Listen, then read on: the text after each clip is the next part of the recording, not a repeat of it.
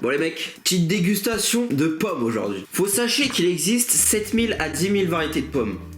Là j'en ai pris 8. C'est le début de quelque chose. Donc on va avoir 8 variétés de pommes. Enfin je sais pas si c'est des variétés ou des... Merde, j'ai pas le micro. C'est bon, j'ai le micro. On a 8 espèces de pommes. Espèces de pommes. Et donc on va les juger. Vous êtes coupables. Non, s'il vous plaît, c'est pas moi. Espèce de... Bref, on a une petite tier list. Donc, hop là, voilà. Donc, en premier, on a... Bref, donc en premier, on a en S tier, la morsure d'Adam. En A tier, validé par Steve Jobs. En B tier, snack du marais de Shrek. En C tier, Blanche-Neige et les 7 nains, mais sans le poison. Et en D tier, niveau cantine d'Harry Potter. Voilà. Je vais mettre cette tier list juste ici, en espérant que ça tienne. Voilà.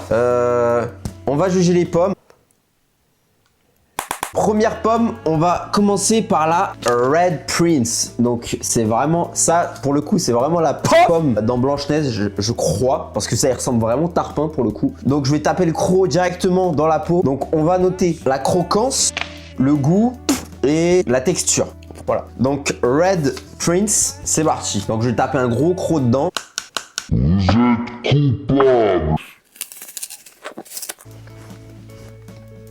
J'ai commencé par une masterclass. Celle-là, elle est folle.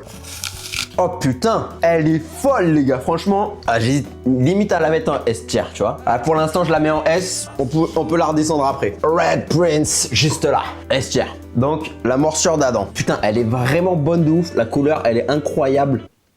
Franchement, hardcore. On va passer à la deuxième pomme. Donc, faut sachez, ça a été pris chez l'éleveur local. Voilà. Good. La prochaine, c'est la Crisp Pink Lady. Elle se présume comme ça, un peu plus petite. Je sais pas s'il en existe des plus grosses, mais en tout cas, voilà. Alors là, j'ai lancé un croc de malade, les gars. C'est mal le croc. Franchement, elle est super bonne. Je vais la mettre directement, validée par Steve Jobs, en A tier. Franchement, incroyable. Croquante, délicieuse. La texture est incroyable. Bon, évidemment, pour se désaltérer, petit jus de pomme. Alors là, on va passer sur un concurrent de taille parce que ça va être la Granny Smith. Voilà. Faut sachez que pendant les Jeux Olympiques, j'ai été volontaire et du coup, il y avait une cantine. Et t'avais ces pommes-là, frérot, j'en prenais 4 dans ma poche. Pour toute l'après-midi, je les enfilais, laisse tomber. Je crois que c'est celles-là, elles sont super sucrées, donc elles sont super bonnes. Donc on va goûter.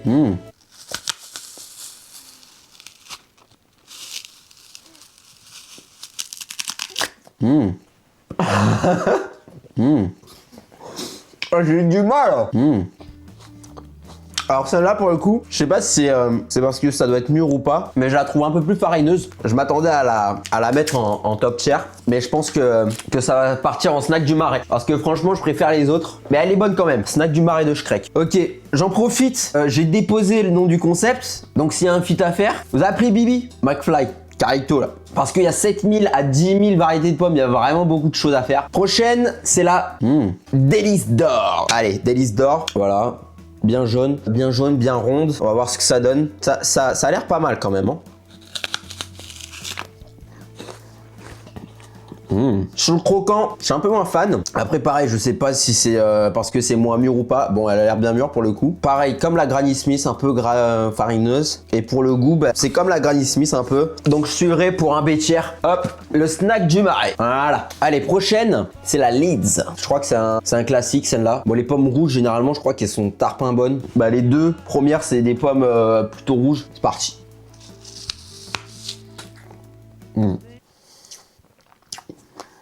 Attends, faut que je reprenne un croc. Même ça, elle a pas l'air dingue. Hein.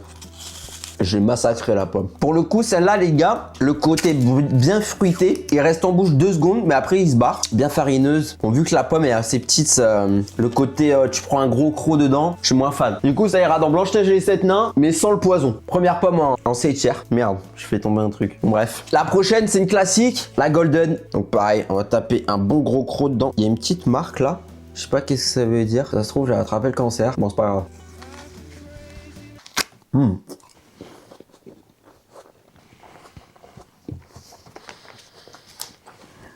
Bah franchement, ça me fait chier. Ça me fait chier premier degré parce qu'elle est super bonne, mais très farineuse pour le coup.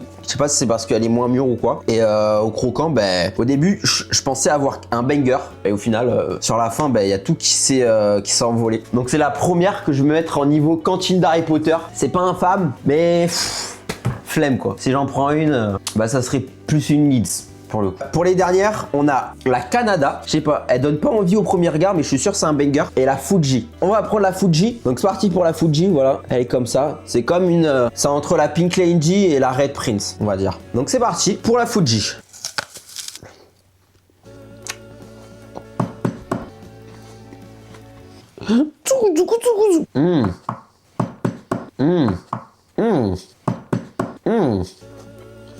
Je l'ai massacré. Franchement, la Fuji, sans la peau, elle a du potentiel. Parce que la peau, elle est bien solide, malheureusement. Elle a du potentiel. Elle est très bonne. Elle a un goût un peu plus exotique que les autres, je trouve. Putain, là, j'hésite. Parce que elle est bonne, mais elle est pas non plus dingue.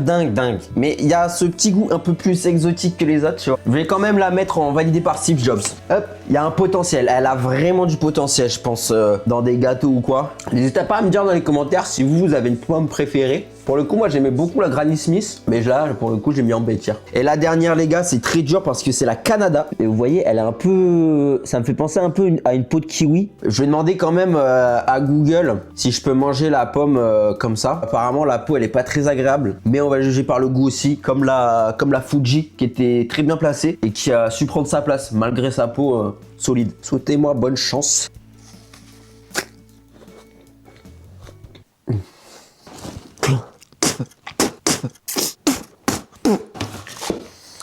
Ah, j'ai besoin de jus de pomme là. À la vie de ma mère. Attendez, je vais remonter juste là. Je vais remonter la golden vite fait.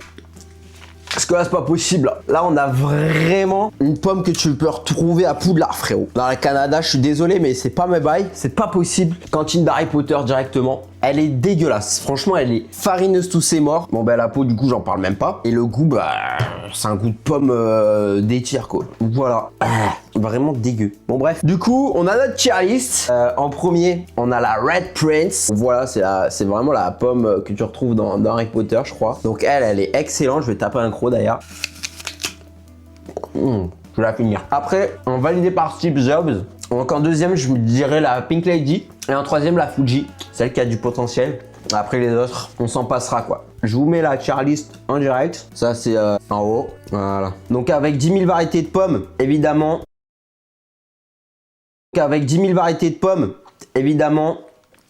Attendez, déjà, je vais vous montrer du coup la Red Prince en première.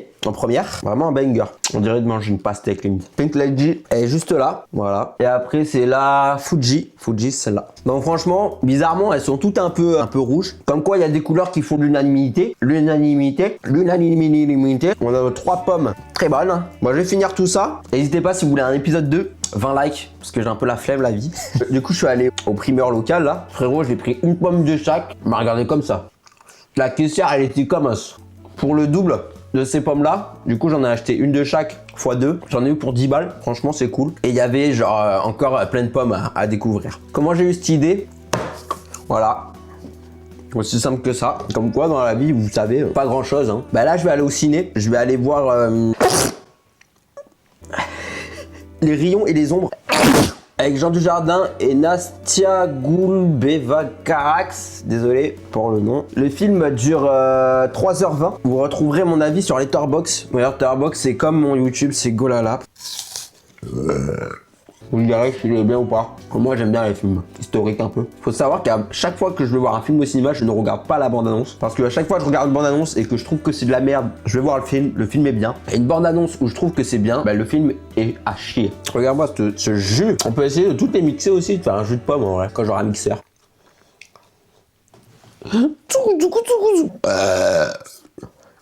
Allez, bye. On se retrouve pour une prochaine vidéo la semaine prochaine, la team.